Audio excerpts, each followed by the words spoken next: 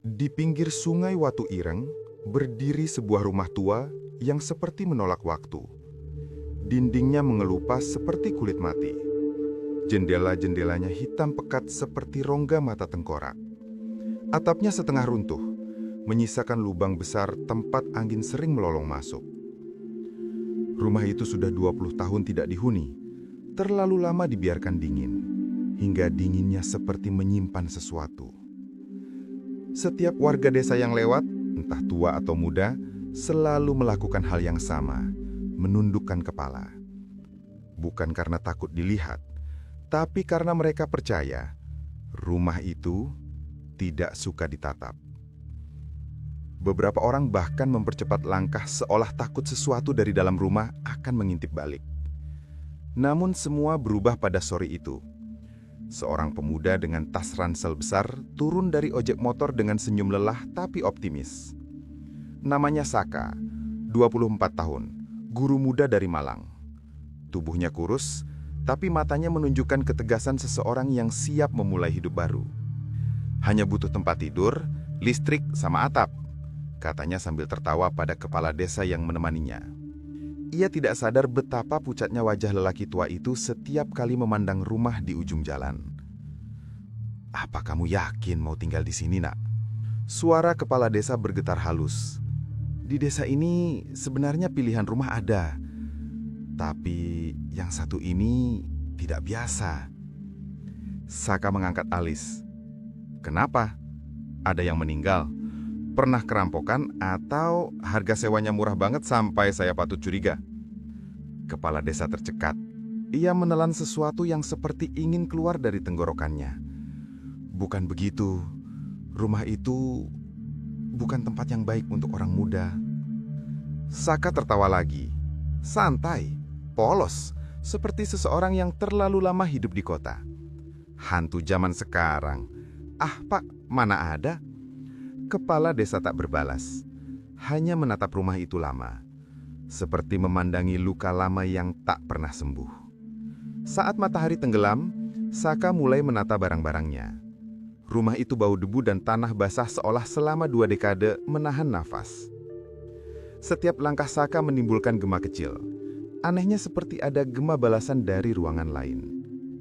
Saat ia membuka jendela, angin malam masuk dingin dan berat.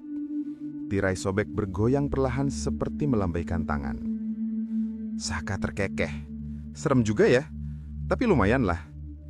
Ia menyalakan lampu. Cahaya kuning redup memantul di dinding yang retak membuat bayangan bergerak seolah ada orang lain berdiri di sudut ruangan. Ia tidak memperhatikan. Ia duduk di lantai, mengikat tali sepatu sambil bersenandung kecil. Namun di belakangnya, di ruangan gelap yang belum tersentuh cahaya, sesuatu menggeser perlahan. Seperti nafas yang dilepas setelah lama ditahan. Rumah itu seolah baru sadar ada manusia lagi di dalamnya. Ada kehidupan, ada penghuni baru. Pintu belakang yang tadi sudah ditutup tiba-tiba berderit sedikit. Saka menoleh cepat. Angin. Ia coba meyakinkan diri. Tapi ia tidak tahu satu hal.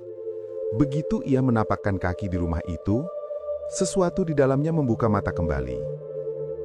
Dan sejak malam pertama, rumah itu mulai bernafas. Malam pertama Saka sebenarnya berjalan mulus. Hening, dingin, tapi tidak ada gangguan. Hingga jarum jam menunjuk pukul 1. Sunyi itu pecah oleh suara yang sangat pelan, namun cukup untuk menarik Saka keluar dari tidur. Tok, tok, tok. Saka terbangun, mata masih berat. Ia berkedip beberapa kali, mencoba memahami apa yang ia dengar. Awalnya, ia pikir itu suara tikus, atau mungkin kayu yang memuai karena udara malam. Tapi suara itu terlalu teratur, terlalu sengaja. Tok, tok, tok. Kali ini lebih jelas, seperti ketukan dari dalam dinding kamarnya. Saka memutar tubuh di kasur tipisnya. Senter kecil di sampingnya ia raih, meski tangannya sedikit gemetar. Cahaya senter menorot dinding yang retak-retak, lukisan waktu yang menghitam. Tidak ada apa-apa.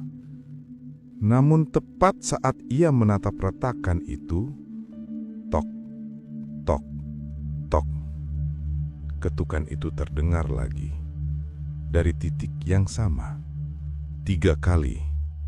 Tidak lebih, tidak kurang. Saka menelan ludah. Siapa sih? Gumamnya. Ia sendiri tidak yakin sedang bertanya pada siapa. Ketukan itu berhenti. Sunyi kembali turun, tapi bukan sunyi yang menenangkan. Sunyi itu seperti sedang mengamati. Baru beberapa detik kemudian, suara itu muncul kembali, bukan di dinding lagi, tapi di pintu belakang. Saka menegang. Ia perlahan bangkit dari kasur, meraih jaket, dan menyalakan senter kembali. Kakinya melangkah pelan ke ruang tengah. Lantai kayu tua berderit di setiap langkah, seolah memperingatkannya agar tidak maju. Ketukan itu datang lagi. Tok, tok, tok. Tidak cepat, tidak keras, tapi terasa seperti dihasilkan oleh jari yang sangat kurus. Saka mengatur nafas, lalu memutar kunci pintu. Pintu terbuka. Dan yang menyambutnya hanyalah gelap pekat, seperti dinding hitam tanpa dasar. Udara dingin keluar dari kegelapan itu, langsung menampar wajahnya. Di kejauhan, sungai Watu Ireng mengalir pelan, nyaris tidak bersuara. "Siapa?" Tidak ada jawab. Ia melangkah setengah badan keluar, menyorot batu-batu di belakang rumah. Semak dan pepohonan. Kosong. Tidak ada manusia. Tidak ada binatang. Tidak ada apapun. Ia hendak menutup pintu ketika tiba-tiba hembusan angin dingin menerpa pipinya. Dingin yang tidak seperti angin gunung. Dingin seperti nafas seseorang yang berdiri sangat dekat. Dari kegelapan, sebuah bisikan muncul, pelan, panjang, basah. "Kowe bali, akhirnya bali. Kamu pulang, akhirnya pulang." Saka mendadak merinding parah, bukan hanya di leher, tapi di seluruh tulangnya. Ia melangkah mundur cepat dan menutup pintu keras-keras, membuat seluruh rumah bergetar. Senter di tangannya berkedip, lalu mati. Dalam gelap gulita, Saka berdiri membeku. Dadanya naik turun, pikirannya kacau. Ia tidak mengerti bahasa itu. Tidak tahu siapa yang bicara, tidak tahu dari mana suara itu datang. Tapi satu hal jelas. Sesuatu di rumah itu bukan sekedar menyadari kehadirannya. Itu mengenalinya, seolah ia pernah tinggal di sana. Dan malam baru saja dimulai. Pagi itu, matahari bersinar terang. Terlalu terang untuk menutupi ketakutan yang masih menempel di tulang Saka.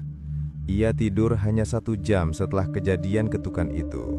Saka memutuskan pergi ke warung kecil dekat jembatan sungai. Ia butuh kopi dan jawaban. Ibu warung yang ramah biasanya suka bicara, tapi hari ini wajahnya terlihat tegang ketika melihat Saka. "Mas, kamu tinggal di rumah sungai itu ya?" Saka tersenyum canggung. "Iya Bu, kenapa memangnya?" Ibu itu langsung menunduk. Kedua tangannya sibuk mengaduk kopi, meski kopi itu sudah selesai dibuat. "Rumah itu "Kenapa kosong lama?" tanya Saka. Pertanyaan itu seperti menghentikan udara di sekeliling mereka. Ibu warung menatap kiri kanan, memastikan tak ada warga lain yang mendengar. Kemudian ia bicara pelan, sangat pelan. "Dulu ada keluarga tinggal di sana, bapak, ibu, sama anak perempuan mereka. Namanya Sekar." Saka menunggu dengan jantung yang mulai mengetuk dadanya sendiri. "Sekar hilang di sungai, Mas. Tiba-tiba, gak ada yang lihat dia jatuh, gak ada suara, gak ada apa-apa." Ibu itu berhenti sejenak, menelan air liur. Orang-orang mencari sampai berhari-hari, tapi badan Sekar tidak pernah ditemukan. Saka mengernyit. "Terus, orang tuanya?" Ibu itu menarik napas berat, seberat beban bertahun-tahun yang disimpan warga desa. Seminggu setelah anak itu hilang, ibunya ditemukan gantung diri di ruang tengah rumah itu. Matanya berair meski sudah puluhan tahun berlalu. Tak lama kemudian, bapaknya menyusul. Dia terjun ke sungai, tempat yang sama. Saka membeku. Tiba-tiba semua retakan dinding, dinginnya udara, dan bisikan malam tadi terasa jauh lebih masuk akal. Terlalu masuk akal. "Nama lengkap anak itu siapa, Bu?" Suara Saka bergetar, padahal ia berusaha terdengar santai. Ibu warung menunduk, seolah takut menyebutkan namanya. "Sekar Ningsih." Saka mengulang dalam hati. Sekar, Sakar, Saka. Nama itu berputar-putar di kepalanya seperti gema yang tidak mau berhenti. Ibu warung menatap Saka dengan mata penuh ketakutan. "Mas?" Ia mendekat, suaranya semakin pelan. "Orang-orang bilang Sekar masih suka pulang ke rumah itu. Dia mengetuk, memanggil, mencari yang mau menemani." Saka pura-pura tertawa, tapi tawa itu terdengar hampa. "Masa iya, Bu?" Ibu warung tidak tersenyum, wajahnya benar-benar pucat.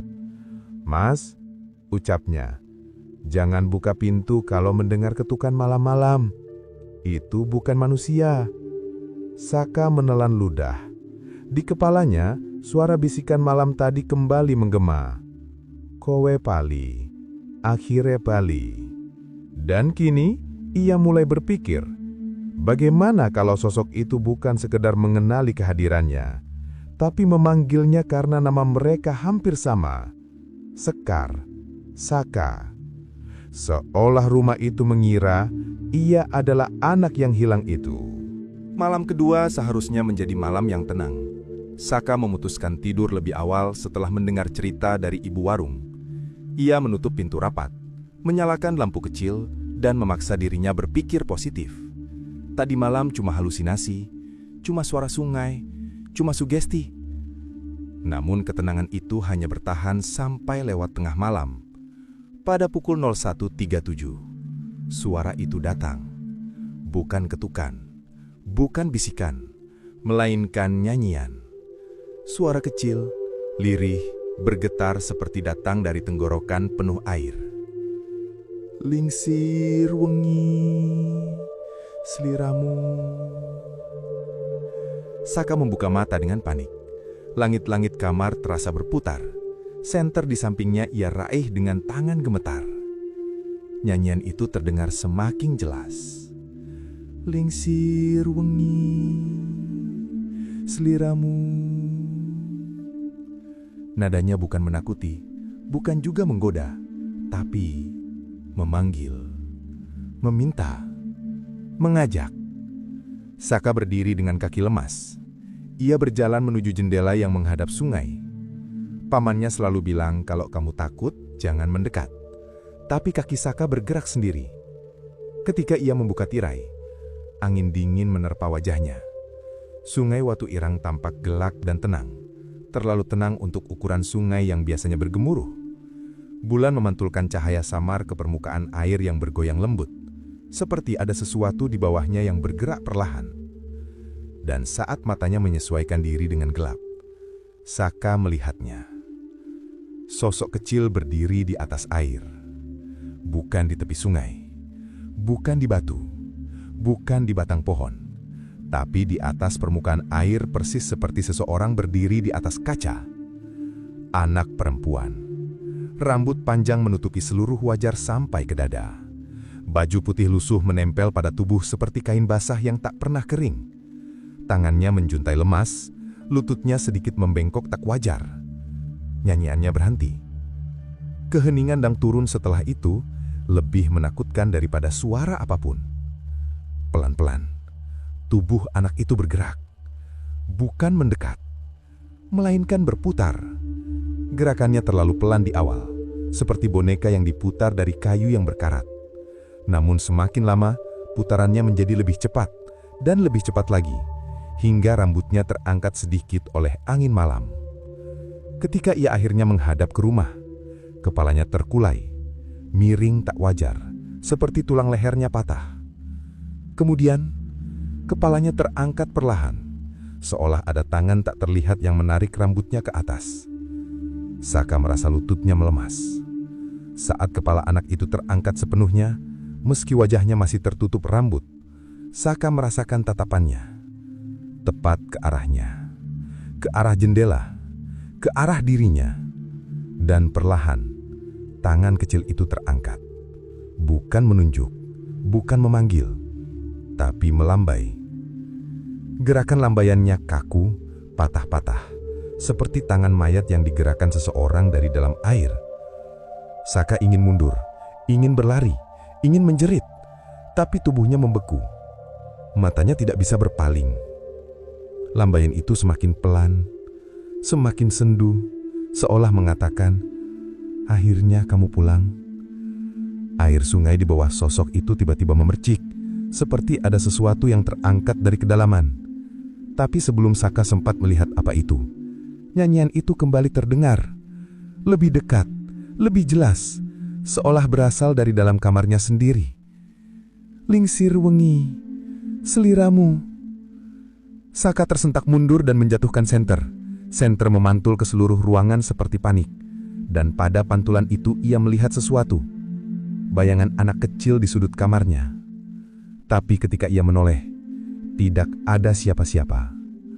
Hanya suara nyanyian dan lambaian tangan dari anak yang berdiri di atas air. Keesokan paginya, mata Saka sembab. Ia tidur hanya 1 jam setelah kejadian malam itu. Tubuhnya lelah, tapi bayangan anak kecil yang berdiri di atas sungai terus menghantui pikirannya. Ketika hendak berangkat ke sekolah, seorang kakek tua yang sedang membersihkan rumput sawah memanggilnya. "Leh, sini sebentar." Saka mendekat. Kakek itu adalah Pak Kromo, penjaga sawah yang terkenal pendiam dan jarang berbicara dengan orang baru. Namun matanya pagi itu tampak gelisah. "Le Saka, kau tinggal di rumah pinggir sungai itu ya?" Saka mengangguk. "Kok tahu, kek?" Pak Kromo menghela nafas panjang, lalu memandang sungai Watu Ireng yang mengalir pelan namun tampak gelap, seperti tinta hitam bergerak. "Rumah itu tidak cocok jadi tempat tinggalmu." Saka menelan ludah. "Kenapa, kek?" Pak Kromo tidak menjawab langsung. Ia menunduk sambil meremas ujung celananya seperti sedang menahan ketakutan lama yang hendak keluar. "Sungai itu," katanya lirih, "bukan sungai biasa. Ada yang menjaganya. Sosok kecil. Ia butuh Pak Kromo berhenti bicara mendadak. Wajahnya berubah pucat. Sorot matanya seperti melihat sesuatu yang tidak seharusnya ia lihat. Saka memperhatikan. "Ada apa, kek?" Kakek itu menggeleng cepat. Tidak, lupakan." Ia menarik nafas dalam, lalu bersuara dengan berat, seolah memaksakan kata-kata yang enggan keluar. "Pokoknya, jangan keluar rumah setelah jam 12 malam." Saka mengernyit. "Itu maksudnya apa, kek? Tadi malam saya..." Pak Kromo menatapnya tajam, membuat Saka terdiam. "Jangan tanya." Nada suaranya tegas, tetapi bergetar ketakutan. Sunyi sejenak. Lalu Pak Kromo berkata pelan sekali. seperti takut sesuatu mendengarkan. Mereka yang hilang, semuanya mendengar suara itu dulu. Ia menatap Saka, mata tuanya berair. Kalau kau mendengar dia mengetuk, jeda panjang, nafas berat. Jangan dijawab. Angin tiba-tiba bertiup kencang dari arah sungai, membawa aroma lumpur dan sesuatu yang amis. Daun-daun bergetar, air sungai bergelombang kecil seperti sedang tertawa pelan. Pak Kromo menoleh cepat, wajahnya panik. "Leh, pulang, jangan dekat-dekat sungai mulai sekarang," katanya terburu-buru sambil mengambil peralatannya. Saka ingin mengejarnya, ingin bertanya lebih banyak lagi, tapi kakek itu bergerak cepat, hampir seperti melarikan diri dari sesuatu yang hanya ia yang bisa lihat. Saka berdiri di jalan setapak, menatap sungai yang tampak tenang. Terlalu tenang. Seolah sedang menunggu, sabar, menanti seseorang membuka pintu di tengah malam. Atau menjawab ketukan pertama. Dan ketukan itu baru akan dimulai. Malam ketiga. Udara di rumah tua itu lebih dingin dari biasanya, seperti ada kabut tipis yang merayap lewat sela-sela papan dinding. Saka meminum teh hangat yang ia buat seadanya, berharap bisa tidur lebih cepat dan menghindari hal-hal aneh, seperti 2 malam sebelumnya. Namun, begitu dia memejamkan mata, suasana berubah. Rumah itu seperti ikut bernapas, menunggu. Tepat pukul 01. Tok, tok, tok. Saka terbangun seketika. Bukan dari dinding, bukan dari jendela. Dari pintu depan. Ketukan itu pelan pada awalnya, seperti seseorang menyentuh permukaan kayu dengan ujung kuku. Tok, tok, tok. Saka menutup telinga dengan bantal. Hatinya berdebar liar. Tapi suara itu semakin keras. Tok, tok, tok. Kini lebih cepat, lebih mendesak. Seperti seseorang yang mencoba masuk. Saka bangkit, tubuhnya gemetar. Ia menarik selimut, membungkus tubuh sampai leher, dan menatap pintu itu dari kejauhan. Lalu suara ketukan berhenti, digantikan oleh suara tangis. Tangisan anak kecil. Lembut pada awalnya. Lalu berubah menjadi isak panjang, patah-patah, seperti seseorang yang kesakitan. "Buka, buka, Kak. Kak, aku kademen. Kak, aku kedinginan." Saka merasa seluruh bulu kuduknya berdiri. Tangisan itu terdengar tepat di balik pintu. Ia tahu ia harus mengabaikan. Kakek sawah sudah memperingatkan. Jangan menjawab. Jangan membuka. Namun semakin ia menahan diri, semakin suara itu menusuk kepala. "Aku dewekan. Kak, tolong buka ke. Aku sendirian. Kak, tolong bukakan." Hening panjang. Lalu suara baru muncul. Gerutukan kuku kecil yang menggaruk kayu. Saka tak tahan. Ia bangkit, berjalan perlahan ke arah pintu sambil memegang senter. Napasnya berat, langkahnya terasa seperti menembus lumpur dingin. Di depan pintu ia berhenti. Tangisan sudah hilang. Tak ada suara apapun. Saka memutar kunci dengan tangan gemetar. Klik. Pintu terbuka perlahan mengeluarkan serangkaian bunyi engsel berdecit, seperti napas seseorang yang meminta tolong. Di luar, kosong. Gelap yang tebal, pekat tanpa bulan. Hanya udara dingin yang langsung menusuk wajahnya. Namun, ada sesuatu yang janggal. Seolah ada orang di sana baru saja berdiri. Tanah di depan pintu basah, seperti bekas tetesan air. Saka menunduk ke ambang pintu. Dan saat itulah napasnya berhenti. Ada wajah anak kecil menatap dari bawah. Tepat di bawah kusen pintu. Posisinya menempel ke tanah, seolah tubuhnya sedang merayap di permukaan bumi. Wajah itu pucat keabu-abuan. Rambutnya basah dan melengket seperti rumput liar. Mata besar hitamnya seperti rongga tanpa cahaya. Dan ketika ia tersenyum, mulutnya robek ke samping seperti kulit yang pernah terbelah. Dengan suara serak basah, ia berbisik, "Kowe dudu Saka. Kue gantine aku. Kamu bukan Saka, kamu penggantiku." Saka mundur terburu-buru, hampir terjatuh.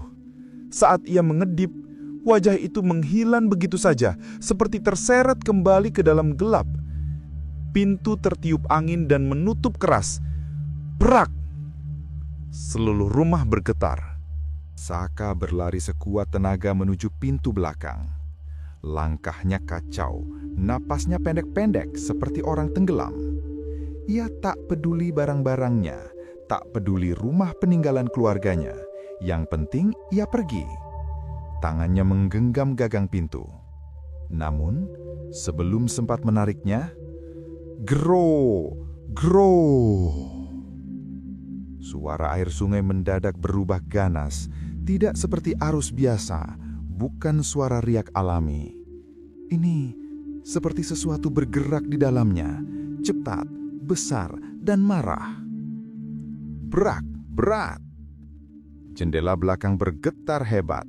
Papan-papan dinding berderak seperti hendak copot dari paku. Rumah tua itu berguncang sampai debu turun dari langit-langit. Saka terpaku.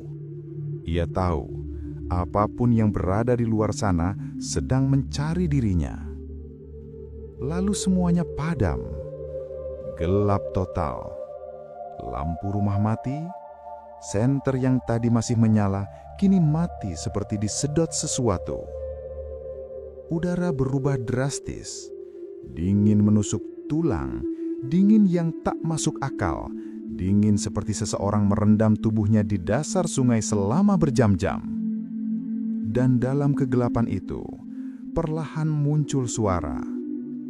Tap, tap, tap. Langkah kecil, pelan, berirama, mendekat. Saka terpaku, ia bahkan tidak bisa mengatur napas. Langkah itu berhenti tepat di belakangnya. Lalu suara kecil berbisik lirih, seolah mulutnya tepat berada di samping telinga Saka. "Ayo bali, ayo mulih karo aku. Ayo pulang, pulang bersamaku." Napas Saka tercekak. Sesuatu menyentuh pergelangan kakinya. Dingin, licin, seperti tangan kecil yang sudah terlalu lama berada di air. Cengkraman itu tiba-tiba menguat. Serat. Tubuh Saka terhempas ke lantai. Ia menjerit, tetapi suaranya tercekak oleh rasa takut yang mencekik. Ia diseret, perlahan, lalu makin cepat.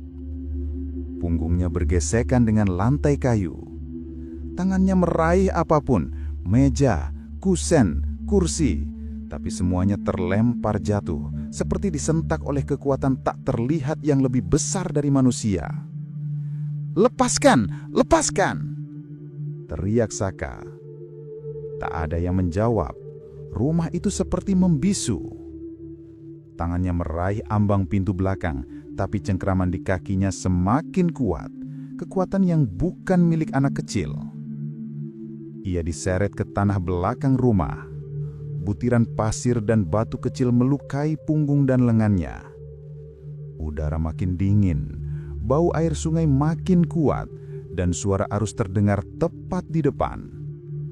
Saka menendang sekuat tenaga, tapi tangan kecil itu tidak goyah sedikit pun.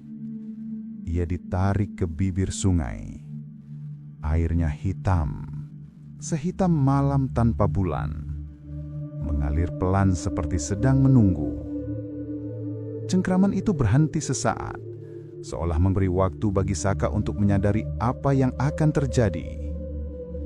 Lalu, dari dalam air, muncul dua mata hitam, memandang langsung ke arah Saka, tanpa kedip, tanpa jiwa. Suara itu kembali, lebih jelas, lebih dalam, seperti berasal dari dalam air sekaligus dari belakang kepalanya. Ayo, gantianmu saiki. Ayo, sekarang giliranmu. Cengkraman itu kembali menarik, lebih kuat, lebih cepat. Saka kehilangan pijakan, dan tubuhnya terjun masuk ke dalam air. Pagi itu, matahari baru muncul separuh ketika salah satu warga yang lewat melihat sesuatu ganjil di belakang rumah tua itu. Ia memanggil beberapa orang lain, dan tak lama kemudian, kepala desa ikut datang. Pintu belakang rumah terbuka lebar, dibiarkan begitu saja seakan seseorang keluar dengan tergesa, atau diseret keluar tanpa sempat menutup. Kepala desa mendekat, menahan nafas. Di ambang pintu, lantai kayu basah. Dan di sana, jejak kaki kecil, kaki seorang anak, basah, rapi, berjalan lurus menuju sungai Watu Ireng yang gelap. Namun yang membuat semua orang tercekat adalah ini. Jejak itu berhenti di tepi air. Tidak ada jejak kembali. Tidak ada tanda bahwa siapapun keluar dari sungai. Air sungai tampak tenang. Terlalu tenang. Seolah sedang menyembunyikan sesuatu. Warga masuk ke rumah, memeriksa setiap sudut. Barang-barang Saka masih rapi. Tasnya utuh, pakaiannya tersusun di lemari, jam tangannya masih di atas meja. Kasurnya masih hangat, seolah ia baru saja bangun atau baru saja hilang. Lalu, kepala desa menemukan sesuatu yang membuat darahnya menurun. Di meja kecil dekat jendela, ada buku catatan Saka. Halaman terakhir terbuka. Tulisan tangannya bergetar, tinta seperti tercoreng air. Dia mengetuk lagi. Katanya aku harus pulang. Katanya namaku miliknya. Kepala desa menutup buku itu perlahan. Tangan tuanya gemetar. Sementara itu, beberapa warga berkumpul di tepi sungai, memandang ke air yang pekat. Ada sesuatu tadi, bisik seorang ibu. Apa? Tanya seorang bapak dengan suara rendah. Aku melihat kayak siluet anak kecil berdiri di atas air. Warga lain menelan ludah. Aku juga. Tadi aku lihat tangannya seperti memegang tangan seseorang di bawah permukaan. Mereka sama-sama menatap sungai. Arusnya bergerak pelan. Pelan sekali. Hampir seperti senyum. Lalu dari kejauhan terdengar suara lirih. Nyanyian anak kecil, samar, seperti berasal dari dasar sungai. Lingsir wengi, suara itu melayang di antara kabut pagi, membuat semua bulu kuduk berdiri.